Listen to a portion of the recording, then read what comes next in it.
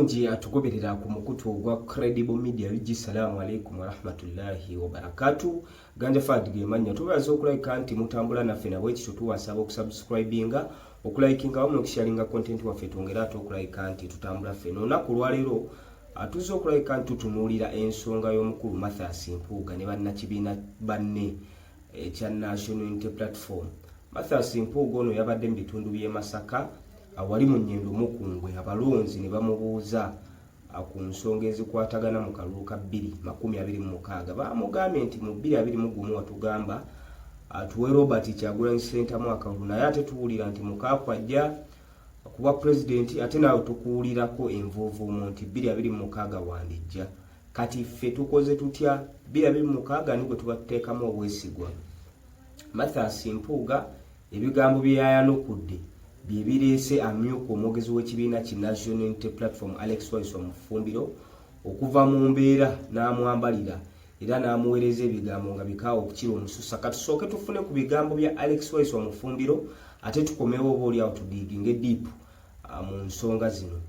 Soka kugamba Kyagulanyi teyajjambya byabufuzi yajjambya ddala ekyokubiri ng'oli muyivu oyinza okutendeka asiimuuka bananga omusajja ono mumukebere nga ugamba nti wasoma oli elite ate n'ogamba nti banayenzi nasoma naye ntwajja ne tuteekateeka ono asiimuuka ataasoma nawuliraga nti twali tukimanyi nti omusajja naye ne mujja ne mukola ki ne mumwegattako ate neera luli akugamba nti ffe twatandika ensonga eno kati agamba twamwegattako tumanyi omusajja ono bw'atuula afumiitiriza nti ebintu byayogera abantu bamuwuliriza n'ogamba abantu nti gwagamba nti wasoma gwagamba abantu nti wakola ki era oli wanjawulo wawandiika ne ku mazzi naye wawagira asiimuuka kitegeeza gwe musiimuufu nambemu n'omutembe tumulaga abantu nti ye pulezidenti n'omwegatta nako n'akuwa n'ekifo nga kati omanye otya nti yakikuwa asiimuusi nti waito kisaana kubanga byoyogera bikulaga nti kituufu waito kisaana gwe wali omusiimuufu. Tewali olimba n'abantu okujjako kati bali mu kusasula okuteekateeka okuvuganya ng'oli musasule naye n'ebitono bijugubaliddemu bikulemye okumanaginga just ekifo ky'obwa deputy president wakitunda ffe ate bingi bye tutagendamu nnyo kubanga tetwagala ate kubeera nga tukumalamu ekitiibwa ekyo ky'olina eky'obwataata kubanga ekyo kyo abaana tebakikolera application eky'obwataata tukikulekera kubanga ekyo ate abaana family tekikolera application oliako era nga gwe kitaawe byonna byoyogera nebiba byaswaka bane nga gwe kitaawe kati ffe tukuwa boundary eyo ntutaka tumuleke kale bo babonebone naye naye bino eby'omuntu ya showing up we mutayinza ku showing up tewali kweyo group muntu asobola ku giving up their position for the opposition tewali kwaba abantu abo bowulira oyo yagala bwe mupi era bwa president bwe baba babwagala baba basasuddwa okuba nti bamanaginga ebbanga lye bamazeewo n'obutaswala okuva mu kisaawe because Kyagulanyi Robert Ssentamu okujjako nga gwolina kuba butabika. Kyagulanyi Robert Ssentamu yamala mu parliament emyaka ebiri n'azuula nti muli kirimu naye nga gw'okyalwana okuddayo ye n'agenda avuganye. Kyagulanyi yalaze ensi nti omuntu ayinza okuva mu parliament atasoma nti omuntu oyinza obeera mu parliament oba n'ebisaanizo ebikufuula president akiraze mu Uganda abadde Kyagulanyi kuba bulijjo ensi bagisiga ekifaananyi tokuba president olina kubaawo amagye nga bw'owulira ono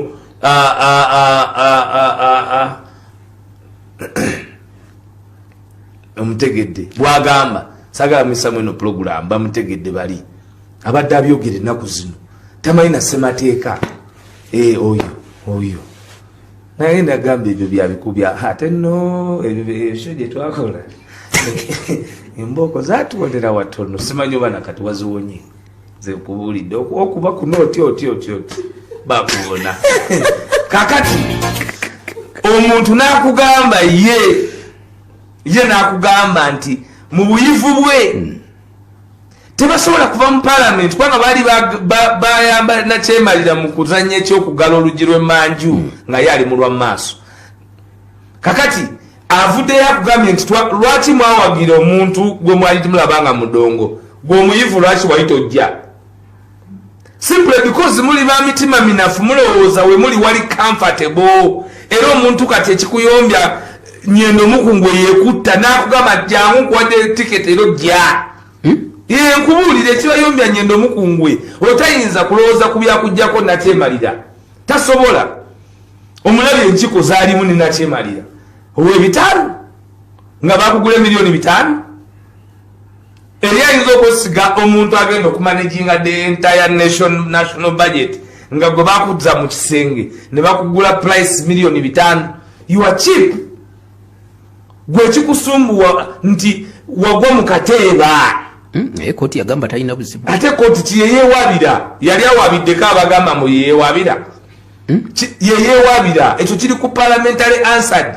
tava mu koti parliamentary answered ya Uganda eri unchallenged Odul yajja ku flow n'agamba nti oli yeewabira ne batakichalenginga sekikubo najja ku flow n'agamba nti oli yeewabira ne batakichalenginga biri ku parliamentary answered bwaba wakana era nali wano ne kugamba nti oli yalesa akagambo resujudicata ne kugamba it does not apply to parliament it applies to court nti totwala nsonga zezimu parties zezimu nga facts zezimu tozizaayo gwakubiri nga kooti ebiramuddeko tebabikuganda kubidiscussingako mu parliament ekintu kyotasobola kudiscussingako mu parliament kyekintu ekiri mu kooti ekiseera ekyo kubanga bwokidiscussinga oba oyinterferinga ne process y'okuwa ensala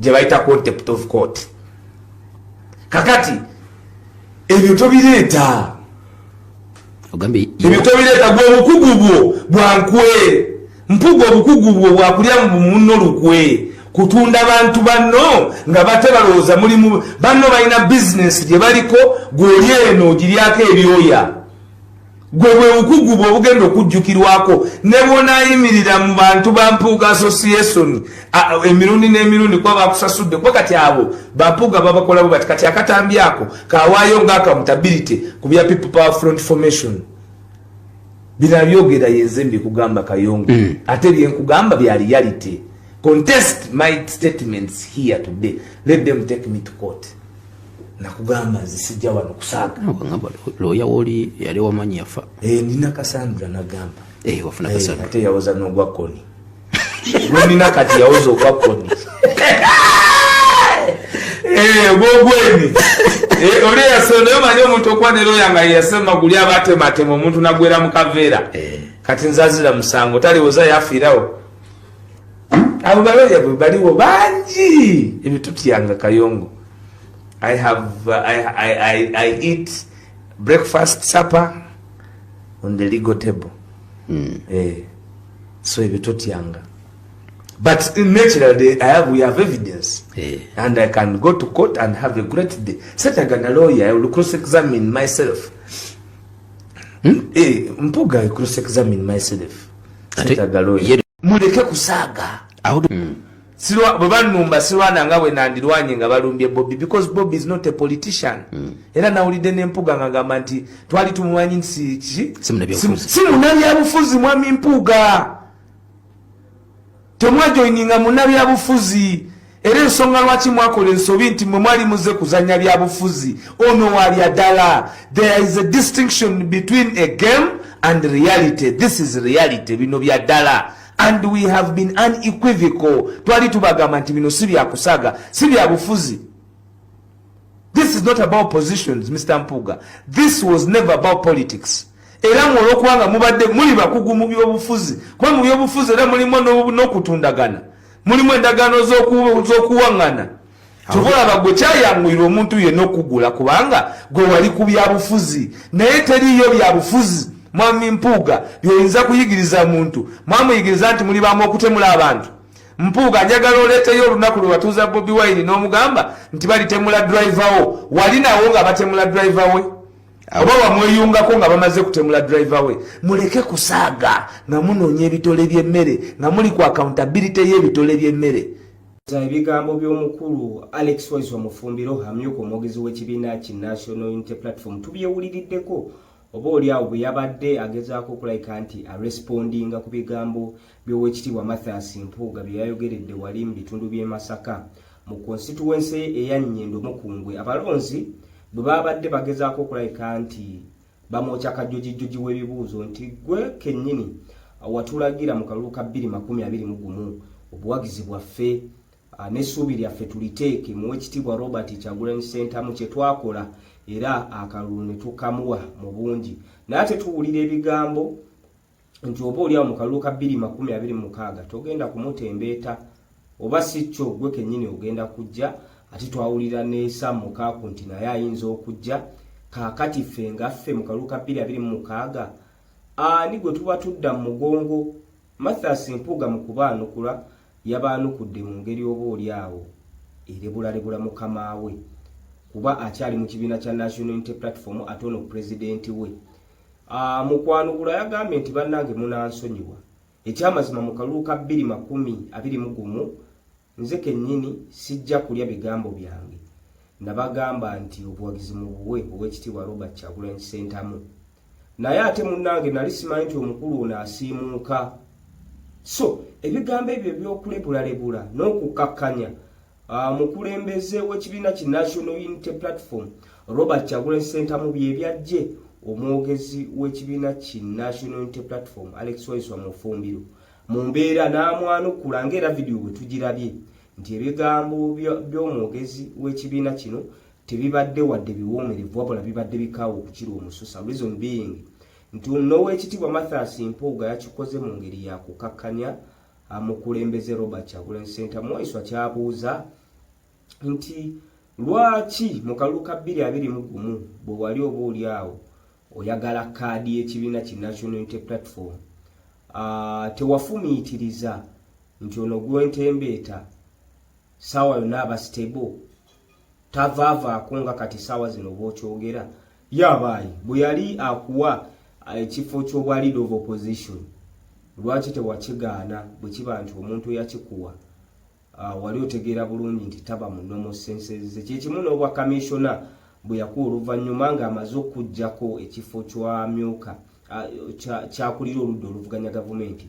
So mu mbeera ezifaananako bwe zito tulaba embeera nga tewaliwo booli awo nkolagana mu kaseera kano wakati w'Oweekitiibwa Mathias Mpuuga ne mukama we Robert Kyagulanyi Ssentamu. Naye nga bino boddayo n'oviira ddala emabega ekyavaako entabwe bwe bukadde 5 bwe bagamba nti Mathias Mpuuga yalya. Jjukira nti akawumbi kamu mu obukadde 7 kagabanyizibwa abakamishona ba parliamenti okwali aba NRM 3 then ne kamishona w'ekibiina ki National Unity Platform mu mannya aga Mathias Mpuuga era nga bo bagiyita service award oba gratuity nti kaali kasiimu oba oli awo ke baafuna naye nga ba MP abaweererako ddala 180 be baavaayo oba oli awo ne bateeka omukono ku kiwandiiko ky'omukulu Theodore Ssekikubo oba oli awo ng'agezaako okulabika nti alwana ensonga z'abakamishona bano okugabana obukadde akawumbi akamu obukadde 7 okuteesebwako mu parliament oba ekiteeso kye kino kigende ku order paper bakiteeseeko ddala kituufu abakulu bano ssente baazirira mu bumenyi bw'amateeka oba ddala kituufu baazifunira mu mateeka. So wadde ng'emikono gyawera Speaker wa Parliament yagaana oba oli awo ekiteeso kino okugenda ku order paper abakulu bano bakiteeseeko nabano bwe balumiriza nti baali abajje beewolereze bwe kibanga ddala kituufu ssente baazifunira mu mateeka. So obukadde 5 obwo bwe bwavaako emberebeze ne tulaba nga abadde kamishona w'ekibiina ki National Unity Platform abadde vice president w'ekibiina wano mu Buganda Oweekitiibwa Mathias Mpuuga nti kati mu kaseera kano takyasobola kuliira mu sowaani yemu ne mukama we Robert Kyagulanyi Ssentamu era ng'ebigambo byamwogerera bikaawo okukira omususa ne banne oba oli awo bagezaako okulabika nti badifendinga n'okutembeeta Oweekitiibwa Mathias Mpuuga omuli Babedi Bwanika ebigambo oba oli awo bye basindikira pulezidenti w'ekibiina ki National Unity Platform si biwoomerevu wadde n'akatono Atujjukira okuziika okumu okwali mu bitundu by'e Masaka eyo video eyo ya trendinga nnyo ng'omukulu Abedi Bwanika asituse n'akwata akamansukira n'agamba nti lekeraawo okulwana omwana waffe, lekeraawo okulwana ow'ekitiibwa Mathias Mpuuga, omukulembeze gwe twateekerateekera ebbanga okulabika nti atukulembera ffe ng'abantu b'omu Buganda. Okitegeera? N'agamuddeeyo ne mumwogerera ne mumukkakkanya biki ebigambo ebyo bye yabyogera atunudde mu maaso g'ow'ekitiibwa Robert Kyagulanyi Ssentamu. Kyagulanyi Ssentamu ku mukolo ogwo gwennyini naye yafuna akamansukira, oba oliawo n'amugamba nti nze siina lutalo lwonna na wakitiibwa Mathias Mpuuga. Olutalo lwe nnina lwakuba nti abakulembeze baffe mu kibiina ki National Unity Platform tetujja kubalaba oba oliawo nga ensonga ze balina okulabika nti bazitambuza mu ngeri eri straight, bazitambuza batandisa ate okuzitambuza mu ngeri ya bitege. Rumors bwe zivaayo nti ow'ekitiibwa Mathias Mpuuga yali obukadde 5 mu bubenyi bw'amateeka, ate nga ne meeting gye twafuna eyasookera ddala nga tumaze ofuna rumors ezo yakkiriza ti ddala kituufu obukadde 5 nabulya. Okitegeera? Naye ate olwava mu meeting nga bamaze okulabika nti batuuka ku conclusion nti kyalina okukola kwe kulabika nti avaayo ne yeetondera bannayuganda tusigale nga tutambuza emirimu. Meeting olwaggwa olulimi lwe lwakyuka n'atandika oba oliawo kutwogerera mafuukuule. Sinze siina mpalana naye, bino bigambo byali bya wakitiibwa Robert Kyagulanyi Ssentamu.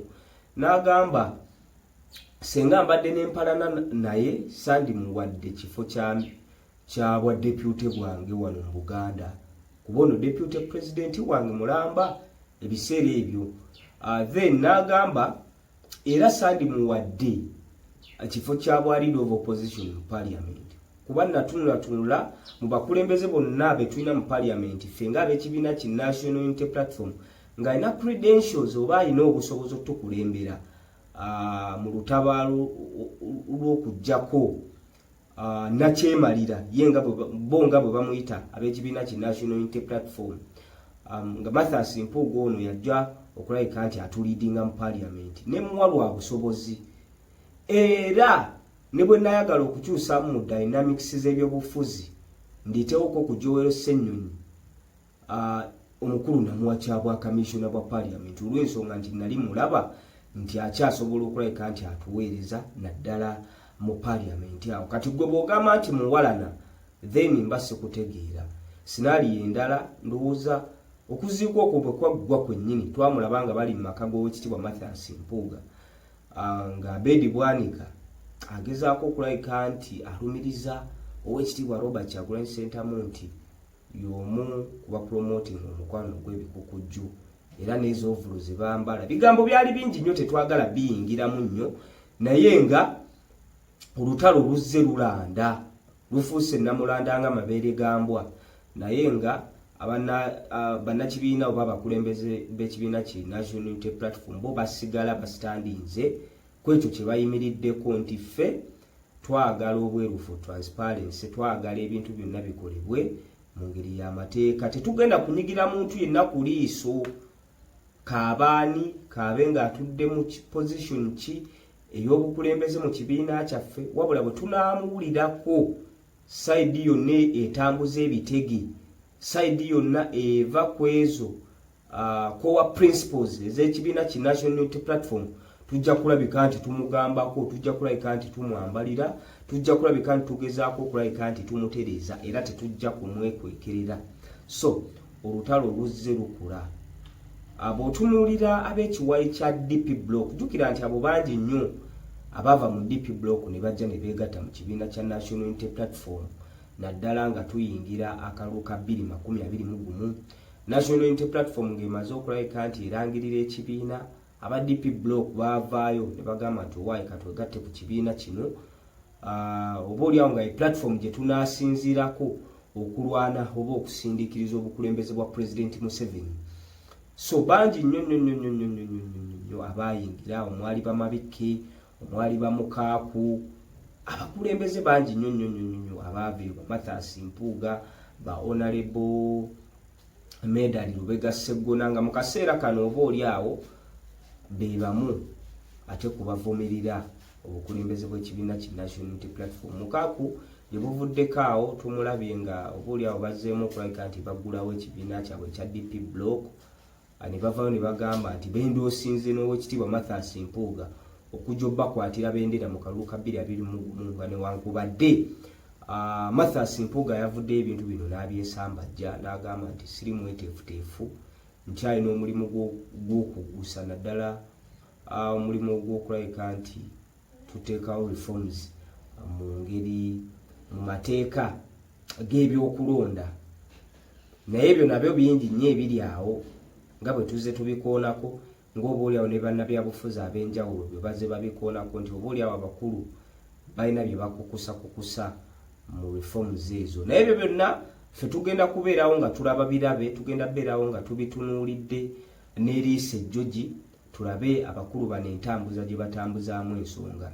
Naye wakati mu kuba nti tukuba ekkoona ly'akalulu ka 2026, abakulembeze nnyo bangi nnyo be tubadde tumanyi nga aba-opposition, naye nga ekisanja kino ekya 2021-2026 kigezezaako okulabika nti kyolesa oba kirabisa abantu ab'enjawulo mu bikolwa byabwe n'ebigambo byabwe.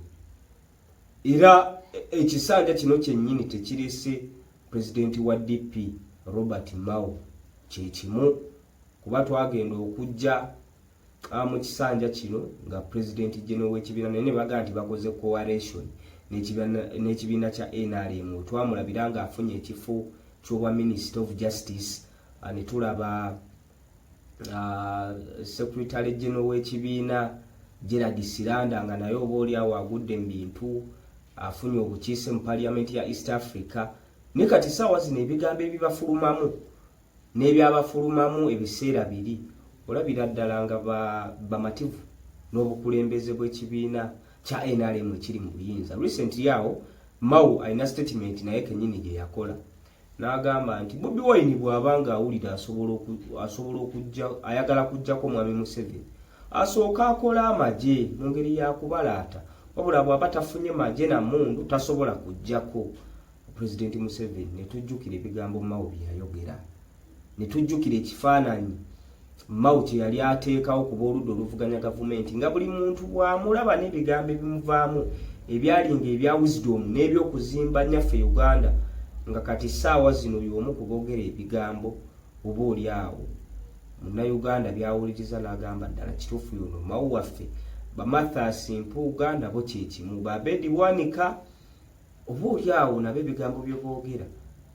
Kati ate mundu bazitunuulizza nnyo Robert Kyagulanyi Ssentamu bw'otunuulira ebigambo byabwe okusinga bo kye bayita ekizibu ky'eggwanga Mwami Museveni. Kati ssaawa zino ate Bobi Wine gwe balabanga Mwami Museveni, era n'amafumu ge bamwolekeza n'emisumaali gye bagezaako okulabika nti bamukonkona.